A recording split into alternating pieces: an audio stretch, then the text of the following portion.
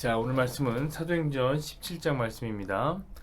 사도행전 17장 16절에서 20절까지의 말씀, 사도행전 17장 16절에서 20절까지의 말씀입니다. 자, 읽어드릴게요. 바울이 아덴에서 그들을 기다리다가 그 성에 우상이 가득한 것을 보고 마음에 격분하여 회당에서는 유대인과 경건한 사람들과 또 장터에서는 날마다 만나는 사람들과 변론하니 어떤 에피쿠로스와 스토아 철학자들도 바울과争논할세 어떤 사람은 이르되 이 말쟁이가 무슨 말을 하고자 하느냐 하고 어떤 사람은 이르되 이방신들을 전하는 사람인데가 보다 하니 이는 바울이 예수와 부활을 전하기 때문이러라. 그를 붙들어 아레오바고에 가며 말하기를 내가 말하는 이 새로운 가르침이 무엇인지 우리가 알 수 있겠느냐? 네가 어떤 이상한 것을 우리 귀에 들려주니 그 무슨 뜻인지 알고자 하노라 하니. 아멘. 오늘 말씀을 중심으로 해서 지적 호기심 차원의 복음 이라는 제목으로 함께 말씀을 나누겠습니다. 여러분 똑같은 말을 듣는다고 항상 똑같은 기분을 느끼는 것은 아닐 것입니다. 여러분 생각해 보시죠. 이 세상이 언제 한 번이라도 복음을 소중히 여긴 적이 있습니까? 세상 사람들에게 복음은 늘 하찮은 종교요, 허무맹랑한 신화요, 진부한 옛날 스타일, 옛 스타일이었습니다. 그래서 세상은 예수 믿는 우리를 늘 이상하게 쳐다봅니다. 마치 이 시대의 흐름에 뒤처지는 사람처럼 여기는 것이죠. 저는요, 그래서 성도들이 좀 세련됐으면 좋겠다라고 생각했습니다. 옷도 이왕이면 좀 세련되게 입고, 생각도 세련되게 하고, 태도도 세련됐으면 좋겠다. 이렇게 생각했습니다. 그래서 우리가 믿는 예수님이, 우리가 믿는 복음이 그 진부한 사람들이나 믿는 진부한 옛 이야기가 아니라는 것을 그렇게 이미지로나마 보여줬으면 좋겠다 이렇게 생각했어요. 왜냐하면 우리가 전하는 복음 이 메시지는 말은 성도들이 세상 사람들이 잘 안 듣거든요. 그래서 이제 성도들이 보여줬으면 좋겠다 이렇게 생각했던 거죠. 그러나 여러분 여기에도 문제가 있었습니다. 제 생각이 너무 짧았던 것이죠. 여러분 성도가요 아무리 세련된 모습을 보여줘도요 세상은 복음을 세련되고 귀하게 받아들일 마음이 전혀 없습니다. 그럴 마음이 없어요. 여러분들 세상 사람들이 보기에 복음은 항상 미련한 것입니다. 이처럼 여러분 세상 사람들이 복음을 가벼이 생각하는 것은 이 성경에도 잘 나타나 있는 기록된 말씀인데요. 성경은 항상 우리에게 말씀하십니다. 세상 사람들은 복음을 미련하게 여긴다. 복음은 항상 고난을 받을 것이다. 이렇게 말씀하셨습니다. 네, 그래서 저도 알고 있습니다. 그래서 세상 사람들이 우리를 개독이라고 부르는 것도 알고 있고요. 물론 우리가 욕을 먹을 짓을 해서 욕먹는 것은 예입니다. 하지만 그냥 그렇게 부르는 사람들도 많죠. 그렇기도 합니다. 우리가 세상을 향해서 진지하게 복음을 전해도 그들이 시큰둥하게 받는 것도 제가 10분 이해를 하게 됩니다. 그러나 늘 똑같은 사람들이 똑같은 세상이 늘 똑같이 복음을 무시해 왔으나 오늘과 같이 십자가 부활을 묵상해야 되는 이 고난주간에 예수님의 십자가와 그 부활이 어떤 사람에게는 지적 호기심의 대상이 된다는 것, 이게 너무 참기 어렵습니다. 자, 여러분 오늘 바울은 아덴이라는 지역으로 들어갑니다. 아덴이라는 지역 들어가죠. 여러분 아덴이 어디입니까? 아테네입니다. 그리스의 아테네죠. 여러분 이 아테네가 어떤 도시입니까? 이 대단한 도시라는 것은 우리가 그냥 느낌상으로도 알고 있고요. 서구 문명의 발생지이고요. 오늘날 철학의 모태와도 같은 지역, 그 어디입니까? 아테네입니다. 자, 이 아덴이라는 곳은요, 사람들이 끊임없이 몰려들었던 도시였습니다. 왜냐면 이제 철학자들의 이야기와 가르침이 여기 항상 있었거든요. 그래서 그 가르침을 듣고 싶었던 사람들이 이곳에 모여들었던 것입니다. 여러분 이들은 하루 종일 철학자들과 토론을 하면서 시간을 보냈습니다. 우리가 잘 알고 있는 그 소크라테스, 플라톤, 아리스토텔레스, 제논, 에피크로스 뭐 이런 사람들은요. 그 이름만 들어도 우리가 고개가 절로 숙여지는 그런 걸출한 철학자들 아닙니까? 그들이 바로 이 도시에 발을 붙이고 살았습니다. 바울이 바로 그 아덴으로 들어간 겁니다. 그리고 바울은 이 아덴에서 날마다 변론을 하게 됩니다. 17절을 보시죠. 회당에서는 유대인과 경건한 사람들과 또 장터에서는 날마다 만나는 사람들과 변론하니 아멘. 여러분 이것은 뭐 굉장히 특별한 일은 아닐 겁니다. 왜냐하면 바울이 맨날 하는 일이었어요. 예수 복음을 전하고 유대인들과 늘 변론하는 것이 바울의 일이었습니다. 그냥 그 범위가 확대된 것 뿐이죠. 유대인들에게서 어떤 아덴의 사람들까지 확장이 된 거예요. 그렇죠? 확장이 된 거예요. 그런데 이 아덴 사람들이요 매우 특별해요. 매우 특별해요. 왜냐하면 유대인들은 어떻습니까? 늘 반목만 일삼았거든요. 이런 유대인들과는 확실히 달라요.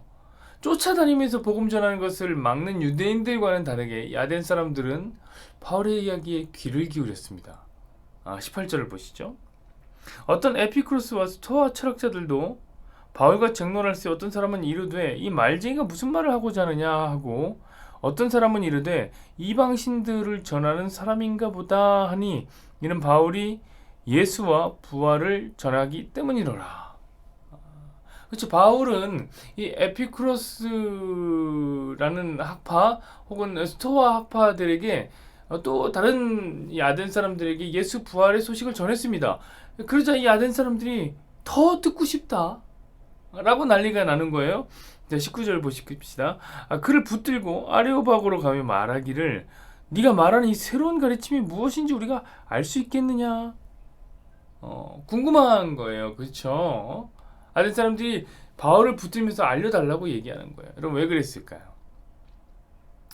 예수님이 정말 궁금해서 왜 하나님의 아들이 십자가를 지셨으며 왜 하나님의 아들이 십자가를 지실 수밖에 없었는지, 그리고 그 십자가가 우리에게 어떤 의미이길래 주님의 십자가와 부활이 우리의 부활이 되었는가, 진정 그 복음의 의미를 알고 싶은 열정 때문에 바울의 이야기에 귀를 기울였던 것입니까? 아쉽지만 아닙니다. 아쉽지만 그렇지가 않아요. 여러분 그들은 복음의 귀를 기울였는데 그 이유가 그냥 새롭기 때문이에요. 그 이야기가 새로운 이야기이기 때문에 알고 싶었던 겁니다. 이 새로운 가르침이 무엇이냐? 우리 20절을 봅시다. 네가 이상한 것을 우리 귀에 들려주니 그 무슨 뜻인지 알고자 하노라 하니, 네가 가르친 것, 바울이 가르친 것은, 즉 복음이라는 것은, 예수의 이야기라는 것은 이들에게는 매우 이상한 것이었습니다. 그 이상한 것을 향한 지적 호기심, 이것이 아덴의 사람들의 마음을 홀린 것입니다. 이는 마치 신상 게임기가 나오면 해보고 싶어서 이제 안달이 나는 어떤 게임 광들의 이야기처럼 이들은 복음을 자신의 지적 호기심을 충족시킬 정도로만 생각했던 것입니다. 여러분, 복음을 그렇게 받아들이면요 어떻게 되는지 아십니까? 복음은 더 이상 복음으로서의 의미가 사라지게 됩니다. 여러분, 복음이 무엇입니까? 복음은 복된 소식이에요. 기쁜 소식이에요. 여러분, 그게 왜 복됩니까? 왜 기쁩니까? 그 복음이 우리의 영혼을 살리고 우리의 생명을 살리기 때문에 좋은 거죠. 복음의 가치는 호기심을 만족시키는 정도가 아닌 것입니다. 여러분, 복음은 생명입니다. 복음은 능력입니다. 절대로 그 가치를 전락시켜서는 안 되겠습니다. 사랑하는 여러분, 목사로서 여러분에게 권면을 드리고 싶은 이야기가 있습니다. 여러분, 복음을 귀하게 여기십시오. 복음을 귀하게 여기십시오. 제가 목회 자리에 있다 보니 별의별 사람들을 다 만나게 되는 것 같습니다. 어떤 사람들은요, 이 복음을 진짜 자기의 지적 호기심을 채우는 도구로 사용하는 사람들이 있습니다. 이런 사람들은 성경 공부도 열심히 한다고요. 열심히 해요. 성경이 담아내고 있는 그 이스라엘을 둘러싼 그 고대 팔레스타인의 역사, 메소포타미아의 문명, 그리고 그 지정학적 위치가 정말 궁금한 거예요. 이런 이유로 성경을 배우는 사람들이 진짜 많습니다. 또 다른 성도들은 매일 잠언의 말씀 같은 것들을 읽으면서 하루에 살아갈 지혜를 구한다고요. 하루에 살아갈 지혜를. 여러분, 이때 성경은 뭐냐면 복음을 담은 보배가 되는 게 아니에요. 여러분, 승리하는 삶을 위한 자기계발서로 사용되는 거예요. 복음이 내 영혼을 살리는 게 아니라 내 하루를 어떻게 의미 있게 살게 할 것인가 하는 자기계발서로 전락하는 순간이란 말이에요. 사랑하는 여러분, 우리가 이렇게 복음을 가벼이 여길 때 복음은 우리 영혼에 대한 영향력을 상실합니다. 여러분, 성경은 바울의 아덴에서의 전도를 실패라고 규정했습니다. 참 희한하죠? 여러분, 듣고는 있어요. 정말 열심히 들어요. 듣다 뿐이 아니라 더 알려달라고 호소까지 합니다. 그런데 여러분, 복음을 호기심 충족을 위한 도구로 삼은 사람들에게는요, 그냥 거기까지. 복음은 그냥 거기까지요. 듣는 것에서 멈추게 됩니다. 귀에서 맴돌다가 공중으로 흩어져 버리는 겁니다. 여러분, 우리 귀와 겨우 50cm 아래에 있는 우리 영혼의 집, 영혼의 집인 마음이 50cm밖에 안 되는데 복음을 지적 호기심의 대상으로 삼는 사람들이 이게 안 내려오는 거예요. 여기까지 전달이 안 되는 거예요. 그러다 이 이야기가 새로운 이야기가 더 이상 아니게 되면 되게 시시해져 버리는 거죠. 더 이상 듣지 않게 되는 겁니다. 그런 사람들이 참 많습니다. 여러분, 오늘 우리가 예배 시작 전에 부른 찬양이 있습니다. 주 예수 크신 사랑이라는 찬송가. 제가 이 찬양에서 가장 좋아하는 가사는요, 또 들려주시오, 또 들려주시오 라는 후렴구. 주 예수 크신 사랑 늘 말해주시오. 평생에 듣던 말씀 또 들려주시오. 그렇습니다. 여러분, 우리가 믿는 이 성경은요, 완성된 텍스트예요. 여러분, 더 변하지 않아요. 더 내용이 확장되지 않아요. 여러분, 그러다 보니까 들었던 말씀을 또 들을 때가 있습니다. 여러분, 어디 그뿐입니까? 저는 성경이요, 그 자체로 그렇다고 해서 일종의 이게 깔때기예요. 깔때기. 그래서 어떤 얘기로 시작해든지 결국에 그 중심은, 그 끝은 항상 예수님 이야기로 끝이 난단 말이에요. 여러분, 그 예수님의 이야기가 어떻게 맨날 새로울 수 있겠습니까? 어떻게 날마다 새로울 수 있겠습니까? 보통은 다 똑같아요. 보통은 예수님의 이야기가 똑같아요. 여러분, 많은 신학자들이 새로운 예수, 새로운 성경을 찾다가, 왜냐면 신학이랑 학문이라는 건 새로워야 되니까요. 역사적 예수, 인간 예수, 이런 이야기를 하는 자유주의 신학자들이 됐습니다. 그들이 이렇게 얘기해요. 예수의 실존이 중요한 게 아니다. 예수가 어떻게 실존했는지, 그가 바다를 진짜 건넜는지 안 건넜는지, 이런 게 중요한 것이 아니다. 예수라는 의미가 중요한 거예요. 예수가 주는 의미, 실존은 신화 같은 거고 꾸며진 이야기이고, 예수가 주는 의미가 중요하다. 그러므로 예수를 믿지 말고 예수 의미를 깨달으면 된다. 여러분, 이런 것이 바로 자유주의 신학이란 말이에요. 굉장히 새롭죠?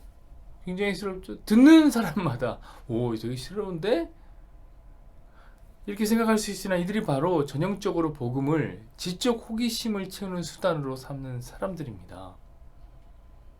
저는요, 저와 여러분이요, 예수님께서 우리를 사랑하셔서 실제로 살아내신 그 십자가를 이 고난주간의 아침에 이 세상 어떤 것보다 가치 있는 복음으로, 복음을 받는다는 말은 우리 기쁜 소식, 우리 영혼의 기쁜 소식으로 가장 중요한 가치로 받는 저와 여러분이 되길 바랍니다.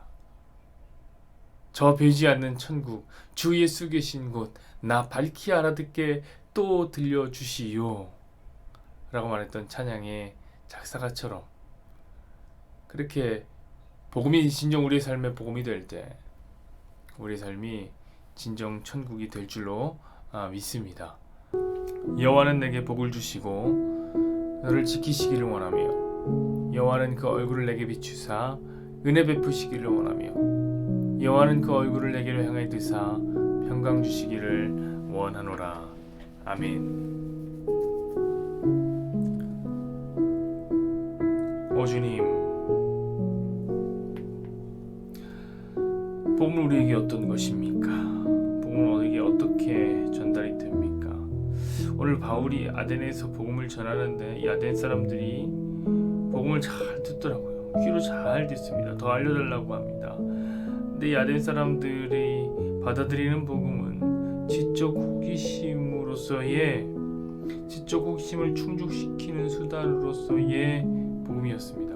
너무 궁금한 게 많고, 이 아덴 사람들은 철학적으로 궁금한 게 많고, 자신들이 더 많이 알아야지 좋다라고 생각하는 사람들이기에 새로운 이야기를 하는 바울의 복음이 새롭게 들렸고 이상하게 들렸던 것이죠. 그래서 한번 설명해 봐라, 이렇게 팔짱에 끼고 하나님의 말씀을 들었습니다. 그래서 그런지 이 복음은 그들에게 거기까지였습니다. 더 이상 힘을 발휘하지 않았습니다. 복음은 우리에게 이성적인 굴복을 요구하는 것이 아니죠. 복음은 우리에게 이성적으로 설명하고 설득하는 것이 아니죠. 복음은 우리에게 기쁜 소식입니다. 복음은 우리에게 복된 소식입니다. 하나님의 아들인 예수가 어떻게 우리를 사랑하셔서 그 십자가를 지기까지 우리의 삶에 찾아오셨는가? 그리고 십자가 지치도 부활하셔서 그 부활의 천여배가 되어서 우리도 어떻게 부활하게 되는 것인가 가르쳐주는 은혜의 말씀인 것이죠. 근데 그 은혜의 말씀을, 그 복된 진리를, 우리에게 생명을 주는 정말 위대한 이야기를 그저 우리의 지적 호기심을 채우는 정도로만 생각한다면, 복음을 그렇게 전락시킨다면 그들에게 복음은 거기까지인 겁니다. 지적 호기심을 충족시키는 정도로 끝이 나는 것이죠. 하나님, 주의 종이 목회자의 자리에 있다 보니 별의별 사람들을 다 만납니다. 진짜 어떤 사람들은 복음을 궁금해하는 사람들이 있었습니다. 성경 공부도 해달라고 하고 성경을 알고 싶어하는 마음도 강했습니다. 그런데 그냥 거기까지인 거였죠. 그냥 그런 내용이 듣고 싶고 역사적인 이야기가 듣고 싶은 거.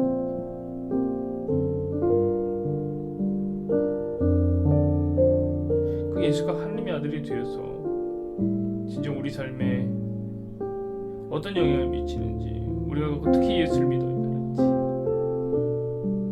이런 예수 복음에는 별로 관심이 없고 역사가 궁금하고 스토리가 궁금한 그런 사람들이 참 많이 있었습니다. 하나님, 그럴 거면 왜 복음을 듣는 겁니까? 그럴 거면 성경을 왜 듣는 겁니까? 성경 역사책이 아닌데.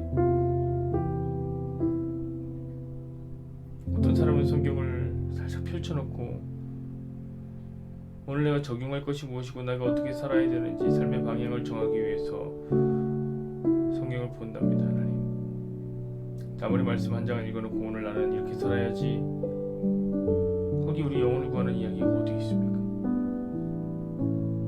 우리 생명을 구하는 이야기가 어디 있습니까? 예수의 이야기가 어디 있습니까? 그냥 성경 한 장 펼쳐놓고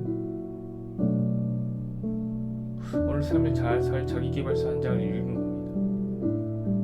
성경은 자기계발서가 아닌데 자신의 지적 호기심을 충족하는 도구로 사용하는 것이죠. 하나님, 우리는 성경을 어떻게 받아들여야 되겠습니까? 우리는 성경을 어떻게 봐야 되겠습니까? 우리 성도들도 그렇게 지적 호기심을 충족하기 위해서 성경 읽어야 되겠습니까? 절대 아닙니다.